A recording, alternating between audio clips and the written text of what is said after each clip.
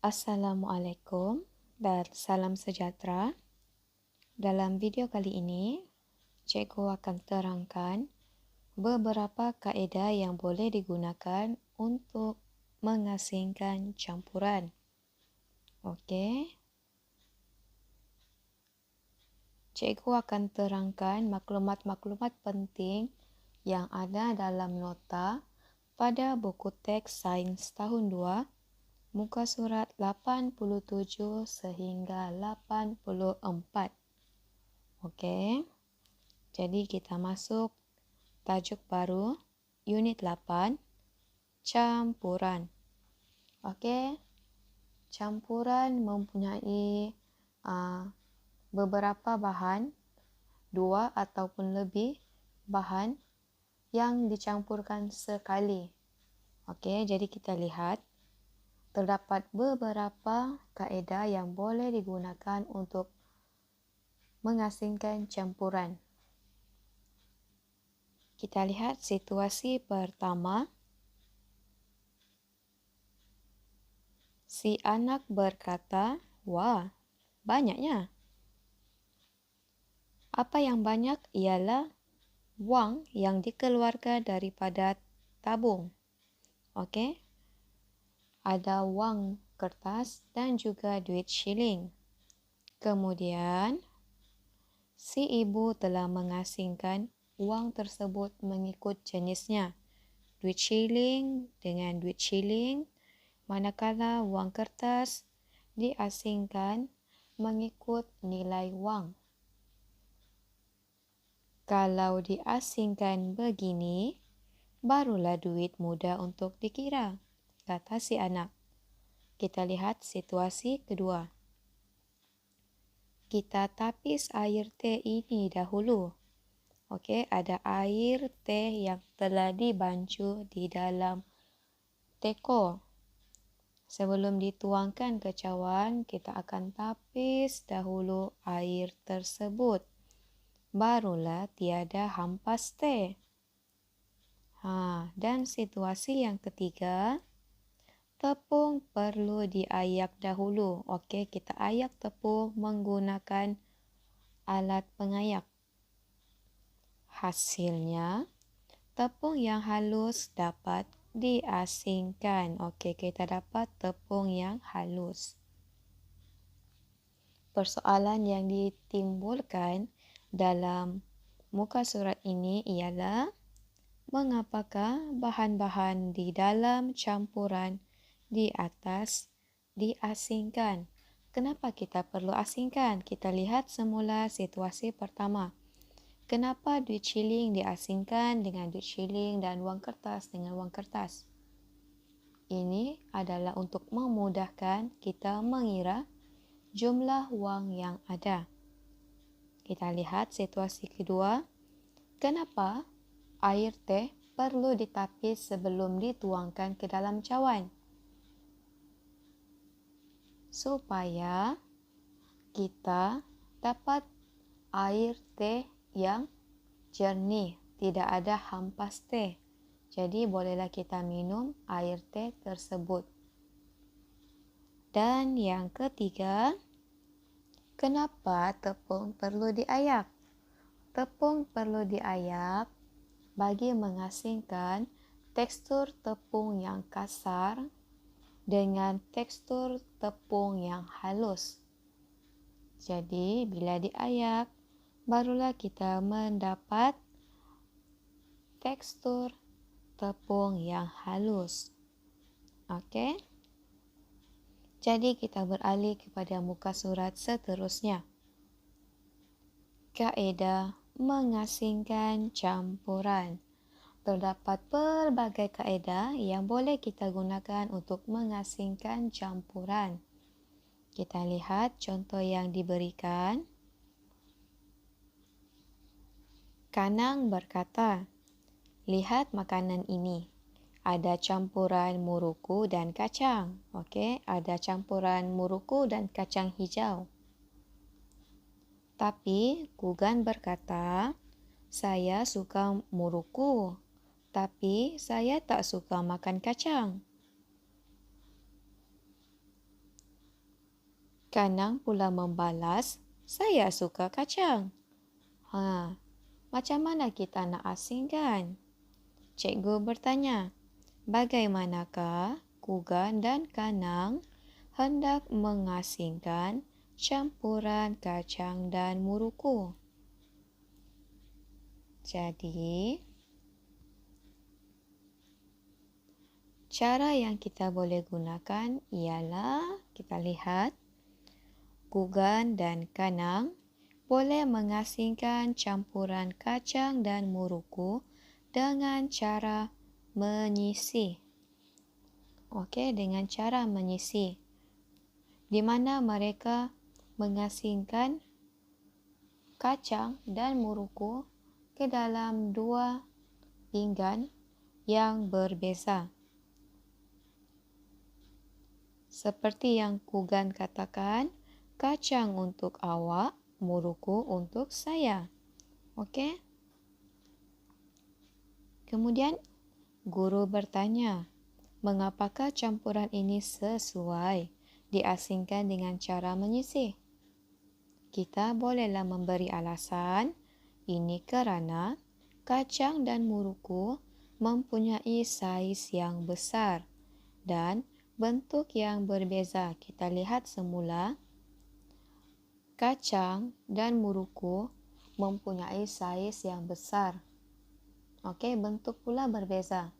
Ini memudahkan kita untuk mengasingkan dengan menggunakan tangan sahaja. Jadi, kita boleh sisihkan makanan-makanan ini mengikut jenisnya ke dalam pinggan yang berbeza. Tahukah kamu cara untuk mengasingkan campuran yang lain? Kita lihat cara mengasingkan yang lain. Kita lihat situasi pertama dahulu. Mak nak buat apa ni? Mak nak buat kek hari jadi ayah. Okey, kita lihat ada banyak bahan yang diperlukan untuk membuat kek. Tetapi, kita lihat sesuatu telah terjadi. Tiba-tiba, adiknya mencampurkan kismis ke dalam tepung. Kugan berkata, adik, jangan. Tapi dah terlewat. Tengok, kan dah bercampur tepung dan kismis. Telah bercampur di dalam satu mangkuk yang sama. Bagaimanakah Kugan boleh mengasingkan campuran kismis dan tepung ini? Kugan berkata senang saja, mudah saja. Kita boleh mengasingkan dengan cara mengayak. Kita gunakan alat pengayak. Kugan mengasingkan campuran tepung dan kismis dengan cara mengayak. Mengapakah Kugan memilih cara itu? Jawapannya, mengayak boleh mengasingkan bahan bersaiz halus iaitu tepung daripada bahan bersaiz besar iaitu kismis. Jadi apabila dua bahan mempunyai saiz yang berbeza, tekstur yang berbeza, kita bolehlah gunakan kaedah mengayak dengan alat pengayak. Kita lihat situasi kedua. Kita lihat Kanang dan adik-beradiknya bermain di luar rumah. Kanang bertanya, kenapa kotak klip kertas abang ada di sini? Adiknya pula membalas, klip kertas abang sudah bercampur dalam pasir. Kita lihat ni, klip kertas Kanang sudah pun bercampur di dalam pasir. Bagaimanakah Kanang boleh mengasingkan campuran ini? Kanang mengasingkan campuran klip kertas dan pasir dengan menggunakan magnet. Kita lihat. Kanang menggunakan magnet dan meletakkan magnet di atas permukaan pasir. Apabila magnet tidak dapat ditarik, kanang akan masukkan magnet tersebut berhampiran dengan klip-klip kertas. Kemudian, klip-klip kertas itu akan dapat ditarik oleh magnet. Mengapakah abang menggunakan magnet? Adik Kanang bertanya, kenapa guna magnet? Sebab klip kertas diperbuat daripada besi. Apabila kita menggunakan magnet, besi ataupun klip kertas tadi akan ditarik oleh magnet. Manakala pasir tidak boleh ditarik oleh magnet. Sebab itu, jika kita hendak mengasingkan dua bahan yang berbeza, yang boleh ditarik dengan magnet dan tidak boleh ditarik oleh magnet, kita bolehlah menggunakan kaedah mengasingkan menggunakan magnet. Okey? Kita lihat situasi ketiga. Gugan berkata, tak sabar nak bela ikan emas ini. Tapi bila dia lihat akuariumnya, dia berkata, alamak, akuarium lama ini dah kotor lah. Banyak campuran pasir dan serpihan kayu reput. Gugan perlu bersihkan dahulu akuarium tersebut sebelum meletakkan ikan emas ke dalam akuarium. Bagaimanakah campuran batu dan serpihan kayu reput ini boleh diasingkan? Itu adalah satu persoalan yang perlu kita fikirkan. Kita boleh mengasingkan campuran ini secara mengapung. Kanang pun bersetuju dan berkata, ya, ini kerana serpihan kayu reput boleh terapung di atas air. Mari kita lihat bagaimana kaedah mengapung ini boleh mengasingkan serpihan kayu dan juga campuran batu. Pertama sekali, Gugan perlu masukkan air ke dalam akuarium dan kacau campuran ini. Okey?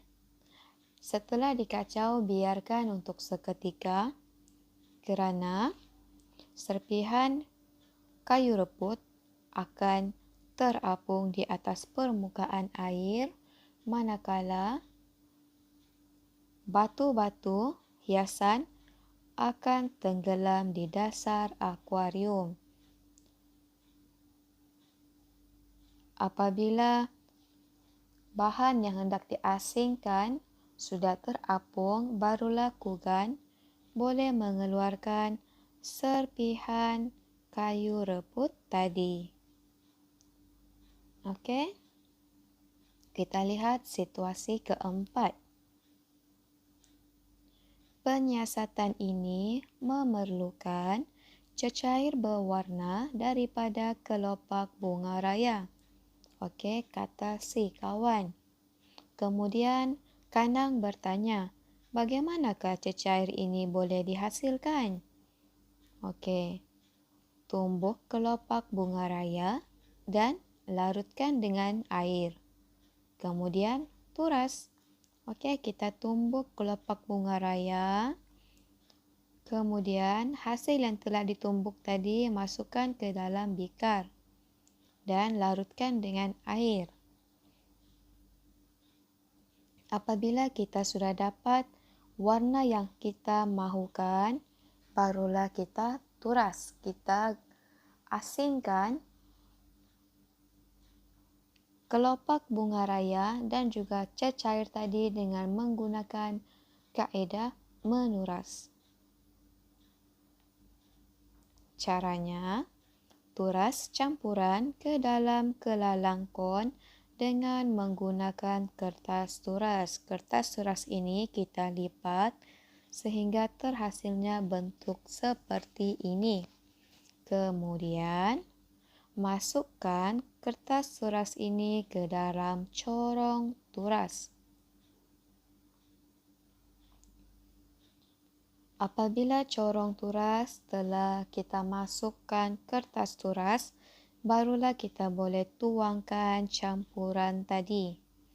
Cabisan kelopak bunga raya akan tertinggal di atas kertas turas. Cecair berwarna akan terkumpul di dalam kelalang kon. Okey? Cabisan kelopak bunga raya akan tertinggal di atas kertas turas manakala cecair tadi akan mengalir terus ke dalam kelalang kon. Kaedah ini yang kita namakan sebagai kaedah menuras, di mana kita akan menggunakan kertas turas, corong turas dan juga kelalang kon. Cikgu bertanya, mengapakah kamu mengasingkan campuran ini secara menurasnya? Jawapannya, dengan menuras bahan pepejal iaitu cabisan kelopak bunga raya tadi, boleh diasingkan daripada bahan cecair. Okey, air yang telah kita gunakan, yang telah kita larutkan sekali dengan cabisan kelopak bunga raya tadi. Kesimpulannya, dalam video kali ini, kita telah mempelajari campuran boleh diasingkan dengan cara menyisih, mengayak, menggunakan magnet, mengapung dan menuras. Cikgu harap berdasarkan video ini kamu dapat memahami maklumat-maklumat penting yang telah dimasukkan ke dalam buku teks kamu. Okey? Maklumat-maklumat ini perlu kamu faham dan kuasai untuk membantu kamu menjawab latihan pengukuhan dalam buku aktiviti. Sekian saja video kali ini. Kita jumpa lagi video seterusnya.